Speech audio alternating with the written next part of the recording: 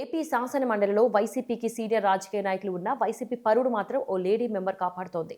తొలిసారి శాసన మండలిలో అడుగుపెట్టిన పాయింట్ టు పాయింట్ మాట్లాడుతూ అందరినీ ఆశ్చర్యానికి గురి చేస్తోంది. అధికార పక్షాన్ని సైతం ఇరుకుడు పెట్టే విధంగా వైసీపీ వాయిస్ బలంగా వినిపిస్తూ సబ్జెక్ట్ బేస్డ్గా మాట్లాడుతూ అందరి దృష్టిని ఆకర్షిస్తోంది. ఆమె మాట్లాడుతున్న తీరు పట్ల వైసీపీ సీనియర్ నాయకులు సైతం అవాక్కవుతున్నారు. భవిష్యత్తులో వైసీపీ అధికారంలోకి వస్తే ఆ మహిళా నేతకు మంత్రి పదవి ఇచ్చినా ఆశ్చర్యం లేదన్న టాక్ ఆ పార్టీలో వినిపిస్తుండడం విశేషం. ఇంతకీ ఎవరా lady MLC? Let's watch the story. ఏపీలో కూటమి ప్రభుత్వం ఏర్పడి 18 నెలలు గడుస్తున్నా ఇప్పటికీ శాసన మండలిలో అందరి నోటా వినిపిస్తున్న పేరు వరుదు కళ్యాణి. శాసనసభకు ముఖం చాటేసి శాసన మండలిని నమ్ముకున్న వైసీపీకి ప్రస్తుతం ఆమె ధృవతారలా కనిపిస్తున్నారు.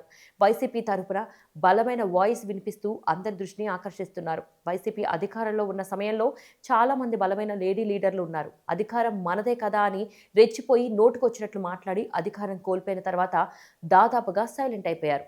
వైసీపీ అధికారంలో ఉన్నప్పుడు నోటికి మాత్రమే పనిచెప్పిన వాసిరెడ్డి పద్మ, పోతుల సునీత, రోజా లాంటి వాళ్లు పవర్ పోగానే సైలెంట్ అయిపోయారు. వాసిరెడ్డి పద్మ, పోతుల సునీత వంటి ఫైర్ బ్రాండ్లు వైసీపీ నుండి రిజైన్ చేసి బయటకు వెళ్లిపోయారు.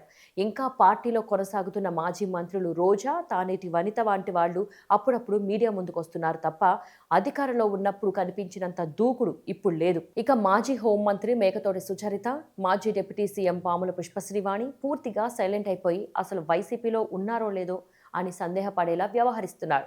ప్రస్తుతం వైసీపీలో సీనియర్ మహిళా నాయకులు కరువైన తరుణంలో ఎమ్మెల్సీ వరుదు కళ్యాణి ఆ పార్టీకి ఆశాదీపంగా ఫోకస్ అవుతున్నారు. పార్టీ అధికారంలో ఉన్నంత వరకు వరుదు కళ్యాణి చాలా కొద్ది మందికి మాత్రమే తెలుసు. వైసీపీలో ఎమ్మెల్సీ అయిన తర్వాత కూడా ఆమె ఎవరో చాలా మందికి తెలియదు అంటే ఆశ్చర్యపోవాల్సిన అవసరం లేదు. 2001 సంవత్సరంలో టీడీపీలో జాయిన్ అయిన వరుదు కళ్యాణి శ్రీకాకుళం జిల్లా సారవకోట జెడ్పీటీసీగా పోటీ చేసి గెలిచారు. 2009లో పీఆర్పీలో జాయిన్ అయి ఎన్నికల్లో శ్రీకాకుళం పార్లమెంట్ అభ్యర్థిగా పోటీ చేసి ఓటమి పాలయ్యారు. పీఆర్పీని కాంగ్రెస్ పార్టీలో విలీనం చేసిన తర్వాత కళ్యాణి 2012లో వైసీపీలో జాయిన్ అయ్యారు.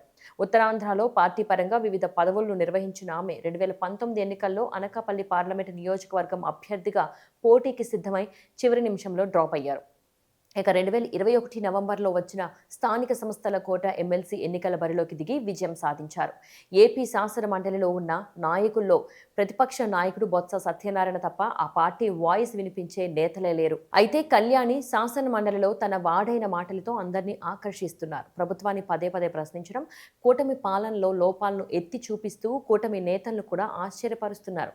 రాజకీయాలతో పని లేకుండా ఒక సభ్యురాలిగా ఆమె చూపిన దూకుడు, సంబంధించిన ప్రశ్నలు పరిగణలోకి తీసుకుంటే వైసీపీకి బలమైన నాయకురాలు లభించినట్టు కనిపిస్తుంది.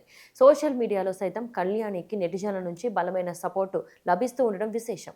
ఇక ఈ రోజు నుంచి మేము మనస్ఫూర్తిగా మీ ఫ్యాన్గా మారిపోయామని నెటిజన్లు ఆసక్తికర కామెంట్లు పెడుతున్నారు.